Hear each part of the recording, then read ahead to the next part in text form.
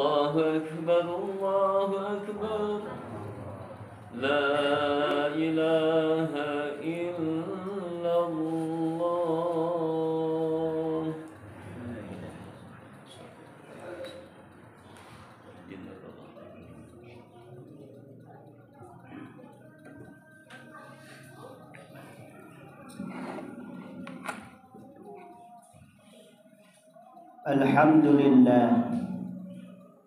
Alhamdulillah wahdah sadaqa wa'dah wa nasara 'abdah wa a'azza jundah wa hazama al-ahzaba wahdah. Asyhadu an la ilaha illallah wahdahu la syarika lah wa asyhadu anna sayyidana Muhammadan 'abduhu wa rasuluhu alladzi la nabiyya wa la rasula ba'dah. Allahumma fassalli wa sallim ala rasulillah Muhammad ibn Abdillah wa ala alihi wa ashabihi wa mawala la hawla wa la quwwata illa billah. Ma ba'du fa ya ibadallah usini nafsi wa iyyakum bittaqullah. Ittaqullah wattaqullah thumma ittaqullah. Fa inna khaira zadi taqwa fattaquni ya ulil albab. A'udzu billahi samii'il 'aliim minasy syaithaanir rajiim. Bismillahirrahmanirrahim. Ya ayyuhalladzina aamanu taqullaha haqqa tuqatih wa la tamutunna illa wa antum muslimun. Shadaqallahul 'azim. Hadirin jamaah Jumat rahimakumullah. Pada saat ini ada dua perasaan yang sedang kita alami. Rasa bahagia dan juga rasa sedih yang sedang meliputi diri kita. Bahagia karena kita mampu dan diberi kesempatan oleh Allah Subhanahu wa taala bisa melewati bulan Ramadan yang sudah berlalu. Mudah-mudahan amalan kita di bulan Ramadan kemarin diterima di sisi Allah Subhanahu wa taala. Di sisi lain rasa sedih yang menimpa diri kita. Apakah bulan Ramadan yang kemarin adalah bulan Ramadan yang terakhir bagi kita? Atau Allah memberikan kesempatan kepada kita bisa bertemu lagi dengan bulan Ramadan berikutnya? Tapi terlepas daripada itu semua, 2 minggu sudah kurang lebih kita meninggalkan 1 bulan yang penuh rahmat, penuh maghfirah dari Allah Subhanahu wa taala, yaitu bulan Ramadan. Lalu apa hikmah dan pelajaran yang terpenting setelah kita meninggalkan bulan Ramadan? Madrasah bulan Ramadan, apa yang harus kita teruskan dan apa yang menjadi pelajaran bagi kita di bulan suci Ramadan yang telah kita lalui. Minimal khatib akan meringkas 3 perkara yang menjadi pelajaran bagi kita mumpung masih di awal bulan Syawal. Apa yang harus kita perhatikan dan apa yang harus kita teruskan dari pembelajaran yang ada di bulan suci Ramadan. Hadirin jamaah Jumat rahimakumullah.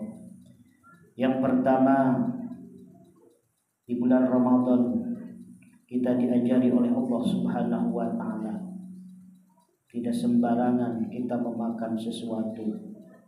Jangankan memakan barang yang haram, memakan barang yang halal pun ada waktu dan ketentuannya.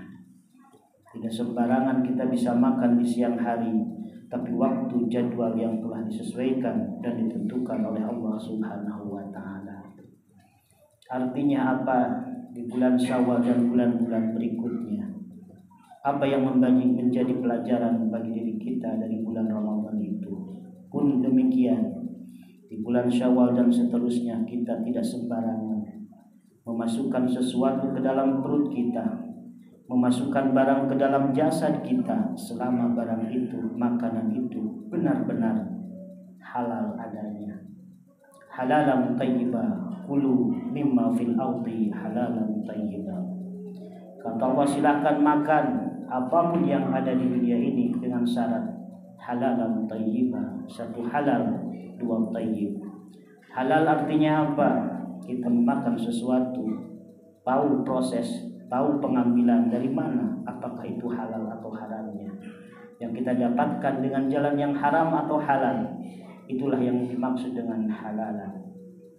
Lalu tayyiban, apa yang kita masukkan di dalam perut kita, itu harus benar-benar barang-barang yang tayyib, yang baik, yang bukan merusak kesehatan kita, merusak tubuh kita, atau bahkan barang-barang yang haram dinas oleh Allah, baik itu khamar, narkoba dan lain sebagainya. Tujuan daripada bulan suci Ramadan kemarin la'allakum tattaqun, supaya kita menjadi orang-orang yang bertakwa. Takwa akar kata dari kata ittaqa yattaqi, artinya takut. Kita harus mempunyai rasa takut dalam diri kita kepada Allah Subhanahu wa taala. Jangan sampai ada sesuatu, sebiji nasi pun yang masuk ke dalam perut kita yang belum tentu halal, yang belum tentu baik, yang belum tentu apakah itu haram atau halalnya. Pembelajaran dari bulan suci Ramadan yang kemarin, bagaimana kita disiplin, bagaimana kita meraksa diri, menjaga diri jangan sampai memasukkan sesuatu barang yang haram ke dalam perut kita. Kata Nabi di dalam hadisnya, man nabata lahmuhu min haramin fannaru nabi. Barang siapa yang menumbuhkan dagingnya, jasadnya dari perkara yang haram, dari barang-barang yang haram, maka neraka itu lebih pantas, lebih utama baginya. Pembelajaran nomor 1 dari bulan suci Ramadan, ayo kita takut kepada Allah. Jangan sampai ada sesuatu yang masuk dalam jasad kita, masuk dalam perut kita, selagi barang tersebut belum tentu halalnya, belum tentu kebaikannya. Jaga dan jasad kita benar-benar dipenuhi dengan barang-barang yang halal yang diridhai Allah Subhanahu wa taala. Hadirin jemaah Jumat rahimakumullah. Pembelajaran yang kedua dari bulan suci Ramadan.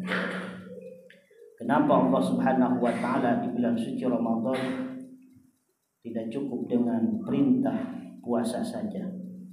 Kita berpuasa 1 bulan penuh, tapi di akhir Ramadan Allah memerintah satu kewajiban lagi yang dinamakan dengan zakat fitrah. Artinya apa? Puasa itu dimensinya adalah dimensi vertikal, hubungan kita dengan Allah Subhanahu wa taala. Diterima dan tidaknya itu adalah tergantung Allah Subhanahu wa taala. Tapi setiap Allah memerintahkan satu kewajiban terhadap Allah langsung, pasti di akhirnya ada kewajiban kita yang berhubungan dengan sosial. Puasa hubungannya dengan Allah, tapi ke zakat fitrah itu hubungannya sesama manusia. Tidak diterima puasanya kalau kita tidak melaksanakan zakat fitrah. Artinya kita jangan hanya bagus dengan Allah, hubungan kita bagus dengan Allah, tapi sesama manusia kita lalai. Lihat tetangga kita, kiri kanan, belakang, depan, apakah ada yang kekurangan makanan, apakah ada yang kelaparan. Karena Allah memerintahkan puasa, bukan hanya puasa saja, tapi di sisi lain harus zakat fitrah. Zakat fitrah adalah dimensi sosial, bagaimana hubungan kita sesama manusia. Tidaklah bagus orang dikatakan cuma bau sholatnya di masjid sehari-harinya, tapi dia tidak bagus dengan tetangganya, tidak bagus dengan rekan kerjanya, tidak bagus dengan sekantornya, atasan dengan bawahan dan lain sebagainya. Karena dimensi Allah harus sama dengan dimensi sosialnya. Bagus kepada Allah, harus bagus juga terhadap manusia yang lainnya. Hablum minallah wa hablum minan nas. Hadirin jamaah Jumat rahimakumullah. Lalu pelajaran yang terakhir yang kita ambil hikmah dari bulan suci Ramadan. Suatu ketika Siti Aisyah bertanya kepada Rasulullah sallallahu alaihi wasallam, "Ya Rasulullah, bukankah di bulan Ramadan itu ada satu malam yang begitu istimewa yang dimanakan dengan malam Lailatul Qadar? Kami tidak tahu kapan malam Lailatul Qadar itu, waktu dan tempatnya. Tapi kata Siti Aisyah, beri amalan kepada kami apa yang harus kami perbanyak di bulan suci Ramadan ini, supaya ketika kami begitu bertepatan dengan malam Lailatul Qadar mendapatkan pahala yang begitu berlipat ganda, bahkan melampaui 83 tahun atau 1000 bulan." Lalu Allah menjawab, baginda Rasul menjawab kepada Siti Aisyah, ya Aisyah, kalau engkau ingin bertemu dengan Lailatul Qadar, apa yang harus kau perbanyak di dalam bulan suci Ramadan? Bacakan satu doa. Kata Nabi, Allahumma innaka afuwun karim tuhibbul afwa. Ya Allah, engkaulah maha pemaaf, maka maafkanlah diri kami, maafkanlah diri kami semua dari berbagai dosa dan segalanya. Dari bulan suci Ramadan ini kita mengambil hikmah dan pelajaran. Dosa kita bukan hanya kepada Allah Subhanahu wa taala. Dosa kepada Allah itu mudah dengan 3 cara. Kita bangun di tengah malam beristighfar kepada Allah Subhanahu wa taala. Astaghfirullahaladzim. Bahkan Nabi dalam riwayatnya tidak pernah kurang dari 70 kali, bahkan 100 kali meminta ampunan kepada Allah Subhanahu wa taala. Yang kedua, dosa kepada Allah, kita niat tidak akan kembali lagi terhadap dosa tersebut. Dan yang terakhir, kita merasa menyesal telah melakukan dosa tersebut. Beres. Kalau itu hubungannya dosa kita kepada Allah Subhanahu wa taala. Tapi hubungan dosa kita dengan sesama manusia ada satu syarat lagi yang harus kita lalui, yang harus kita jalani, yaitu istihlal dan istighfar. Minta ridhonya, minta halalnya. Kalau kita pernah memukul seseorang tanpa hak, kalau kita pernah menyakiti seseorang tanpa hak, mencela seseorang tanpa hak, segeralah minta maaf. Membawa barangnya, mengambil uangnya tanpa hak, segera minta ridhonya. Karena dosa kita sesama manusia itu akan terus tercatat sampai akhirat. Bahkan satu ketika Rasulullah SAW bertanya kepada para sahabat, ya sahabat, atadruna manil muflis? Ya sahabat, tahukah kamu siapa orang yang bankrupt? Siapakah orang yang bangkrut? Kata para sahabat, man la dirham. Orang yang tidak punya dirham ya Rasulullah. Orang yang tidak punya dinar ya Rasulullah. Orang yang usahanya gagal ya Rasulullah. Betul kata Kanjeng Nabi. Tapi ada kebangkrutan yang hakiki, yang sebenarnya. Siapa dia? Man ja'a bisolatin. Orang yang datang dengan pahala solatnya. Solatnya bagus, awabinnya bagus, qobliyah ba'diyahnya bagus, duha tahajudnya bagus, pahalanya banyak dari solatnya. Zakat malnya, zakat fitrahnya dilaksanakan, puasa sunnah, puasa wajibnya dilaksanakan, haji tiap tahun, umroh tiap bulan. Tapi dia tidak bagus sesama manusianya. Datang kepada Allah, ya Allah, qad satamahada, dia telah mencelaku dulu dan tidak pernah meminta ridha kepadaku. Kata Allah, kau telah mencela dia tanpa ridha, silakan. Bagaimana cara membayarnya? Kata Nabi, cara membayar nanti di akhirat tiada lain dan tiada bukan amalan yang kita laksanakan, solat kita, ibadah kita yang lainnya ditransfer, diberikan kepada orang yang meminta hak kepada kita nanti di akhirat. Datang lagi, dia telah mengambil hakku tanpa ada pengetahuan. Dia telah mengambil makananku tanpa sepengetahuan. Bayar sekarang. Uang tidak lagi berguna nanti di akhirat. Dibayar dengan apa? Amalan-amalan kebaikan kita ditransfer kepada orang yang menagih kepada kita. Orang yang menagih masih banyak, amalan kita habis. Kata Kanjeng Nabi, silahkan dosa-dosa, maksiat-maksiat yang dilaksanakan oleh penagih ditransfer kepada kita. Inilah sehakikat kebenaran dari makna kata bangkrut kata Nabi. Orang yang nanti banyak pahalanya tapi jelek hubungan antara sesama manusia. Bahkan daripada itu di bulan Syawal, mahasiswa Syawal, kalau biasanya di bulan-bulan lain kita merasa canggung untuk meminta maaf, silahkan di bulan-bulan ini kita lubarkan, kita bebaskan dosa perdosa sesama manusia. Man tasafaha, barang siapa yang bermusafah antara dua orang, maka Allah akan menggugurkan setiap dosa-dosanya dan menjadi orang-orang yang Idul Fitri, kembali kepada kefitrahan suci bagaikan anak yang baru lahir. Amin amin ya Allah ya Rabb. Barakallahu wa lakum wa nafa'ani wa iyyakum bima fihi min al-ayati wa dzikril hakim. Wa taqabbal minni wa minkum tilawatahu innahu samii'un 'aliim. Aqulu qouli hadza wa astaghfiruhu innahu huwal ghafurur rahim.